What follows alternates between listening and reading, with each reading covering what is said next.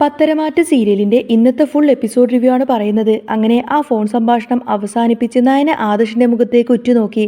അവളുടെ കണ്ണുകളിൽ ആശങ്കയുടെ നിഴലുകൾ പടർന്നിരുന്നു. അമ്മയുമായുള്ള സംഭാഷണം കഴിഞ്ഞുവെങ്കിലും മനസ്സ് നിറയെ വരാനിരിക്കുന്ന ദിവസങ്ങളെക്കുറിച്ചുള്ള വേവലാതികളായിരുന്നു. നീ കുറച്ച് ദിവസം വീട്ടിൽ നിൽക്കേണ്ടി വരും, ആദർശ് സാവധാനം പറഞ്ഞു തുടങ്ങി. അവന്റെ ശബ്ദത്തിൽ ഗൗരവം നിറഞ്ഞിരുന്നു. ദുബായിൽ നിന്നും GMന്റെ കോൾ ഉണ്ടായിരുന്നു. അവിടെ ബിസിനസ് ആകെ കുഴപ്പത്തിലാണ്. കാര്യങ്ങളൊക്കെ കൈവിട്ടു പോകുന്ന അവസ്ഥയാണ്. ഞാൻ നേരിട്ട് ചെന്നാലേ അതൊക്കെ പരിഹരിക്കാൻ കഴിയുള്ളൂ. നയനയുടെ നെഞ്ചിലൂടെ ഒരു മിന്നൽ പിണർ പോലെ കടന്നുപോയി. ഗർഭാവസ്ഥയുടെ ആലസ്യത്തിൽ നിൽക്കുന്ന അവൾക്ക് ഭർത്താവിന്റെ സാമീപ്യം ഏറ്റവും ആവശ്യമുള്ള സമയമായിരുന്നു അത്. അച്ഛനെ വിട്ടാൽ ശരിയാവില്ലേ, അല്ലെങ്കിൽ മുത്തശ്ശൻ പോയാലോ, അവൾ ചോദിച്ചു.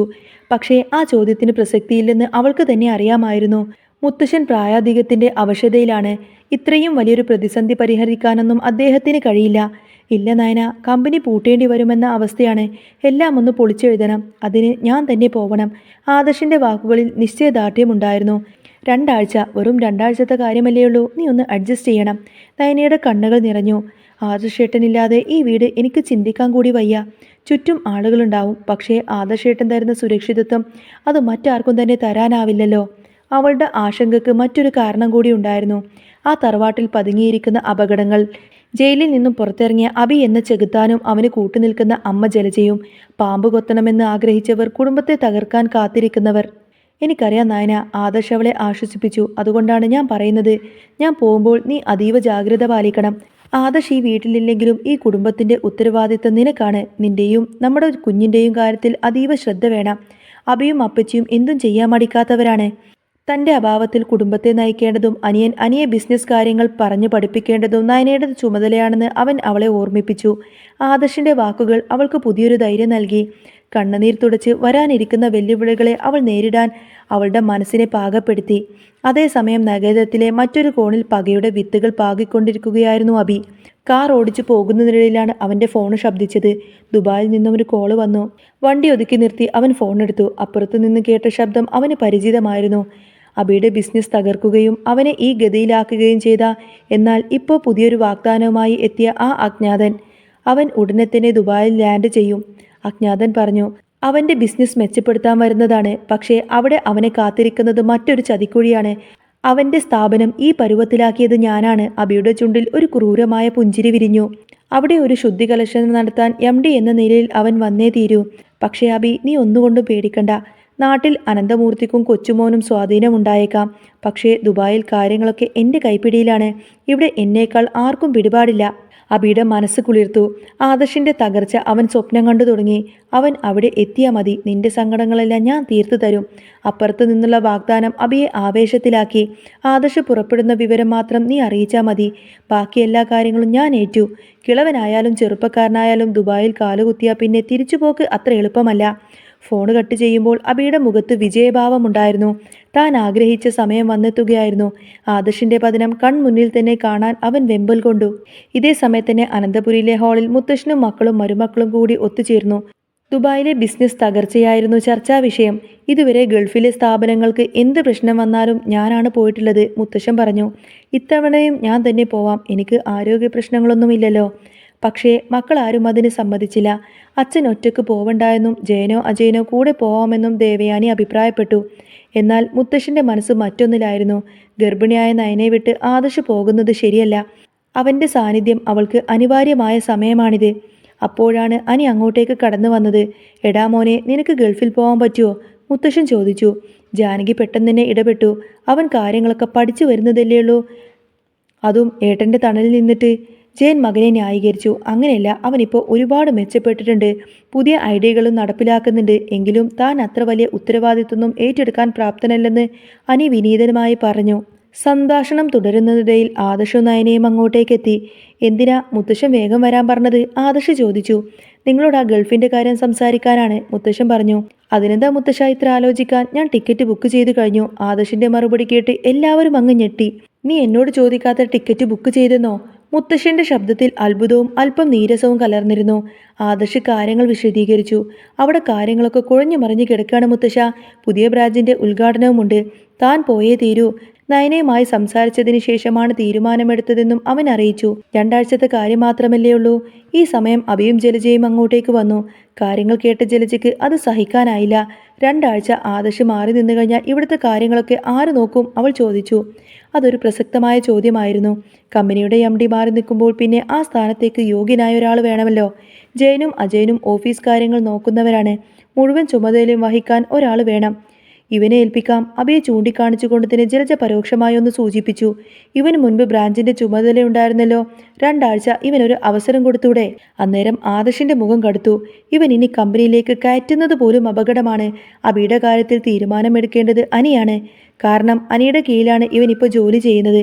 എല്ലാവരും അത്ഭുതത്തോടെ ആദർശിനെ നോക്കി. ആദർശ് തുടർന്നു. ഇനി ഒരു തർക്കം വേണ്ട. ഞാനില്ലാത്തപ്പോൾ കമ്പനിയുടെ പൂർണ്ണ ചുമതലയും ഇനി അനി നോക്കിക്കോളും. ആ പ്രഖ്യാപനം ഒരു ബോംബ് പോലെയാണ് അവിടെ വീണത്.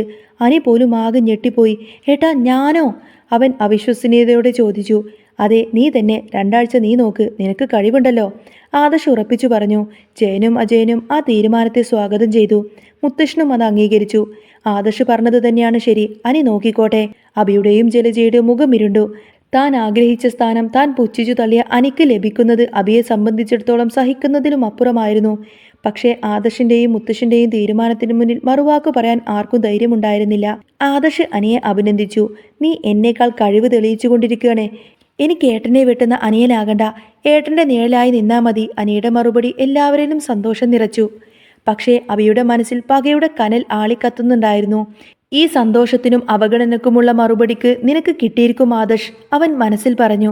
തന്റെ മുറിയിലേക്ക് തിരിച്ചെത്തിയ ജലജ അമർഷം കൊണ്ട് പൊട്ടിത്തെറിച്ചു. അനന്തപുരിയിലെ സ്വത്തെല്ലാം തന്നെ അവർ കൈക്കലാക്കി. ഇപ്പോ കമ്പനിയുടെ ചുമതലയും അനിക്ക് തന്നെ നൽകി. നിനക്കൊരു അവസരം പോലും തന്നില്ലല്ലോടാ. അഭി ശാന്തനായിരുന്നു. അവൻ്റെ ഉള്ളിൽ വലിയൊരു പദ്ധതി രൂപപ്പെടുന്നുണ്ടായിരുന്നു.